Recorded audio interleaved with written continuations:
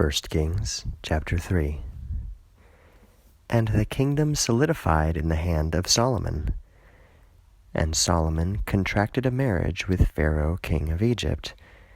And he took the daughter of Pharaoh and brought her into the city of David, until he completed building his house, and the house of the Lord at first, and the wall of Jerusalem round about. Except the people were burning incense upon the high places, for a house was not built to the name of the Lord until the present.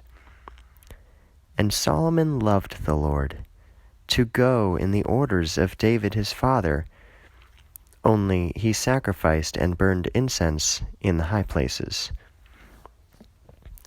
And he rose up and went into Gibeon to sacrifice there, for it was highest and great. Solomon offered 1,000 whole burnt offerings upon the altar in Gibeon. And the Lord appeared to Solomon in sleep at night. And the Lord said to Solomon, "Ask any request for yourself." And Solomon said, "You did great mercy with your bondman David, my father, as he went before you in truth and in righteousness and in straightness of heart with you.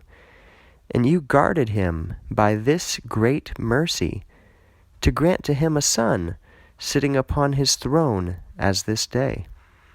And now, O Lord, my God, you gave rain to your bondman in place of David my father. And I am a small boy, and I know not my entering and my exiting. And your bondman is in the midst of your people which you chose, a populous people, which shall not be counted. And you shall give to your bondman a heart to hear and to litigate your people in righteousness, to perceive between good and bad. For who shall be able to judge this weighty thing for your people?" And the word was pleasing before the Lord, that Solomon asked this thing. And the Lord said to him, "Because you asked this thing from me, and you did not ask many days for yourself, and you did not ask for riches, nor asked for the lives of your enemies, but you asked for yourself understanding to hear judgment. Behold, I have done according to your word. Behold, I give to you an intelligent and wise heart. There has not been one as you before you, and after you there shall not rise up one likened to you.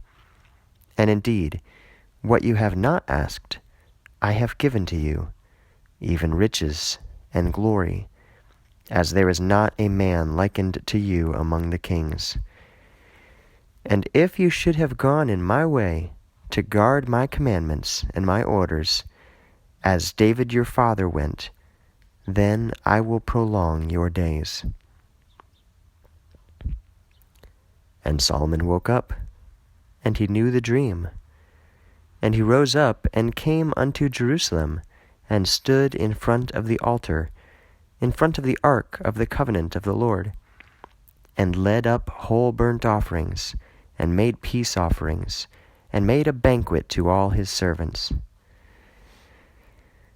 Then there appeared 2 women, harlots, unto the king, and they stood before him. And the one woman said, "Hear me, O my master. I and this woman live in one house, and we gave birth in the house. And it came to pass in the 3rd day of my giving birth, this woman also gave birth, and we were in the same place, and there was no one with us, only both of us in the house. And the son of this woman died in the night, as she rested upon it. And she rose up in the middle of the night, and took my son from out of my embrace, while your bondwoman went to sleep, and rested it in her bosom. And the son having died, she rested in my bosom. And I rose up in the morning to nurse my son, and that one was the one having died.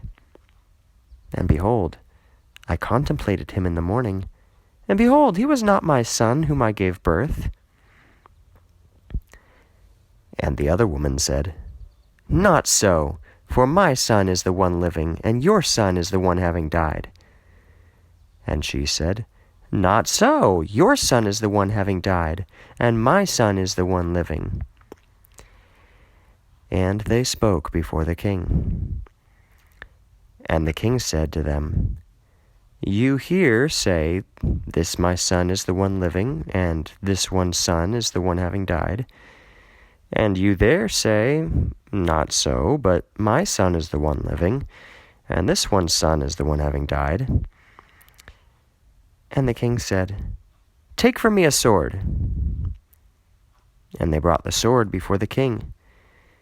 And the king said, Divide the living child into two, and give the one half of him to this one, and the other half of him to this other one.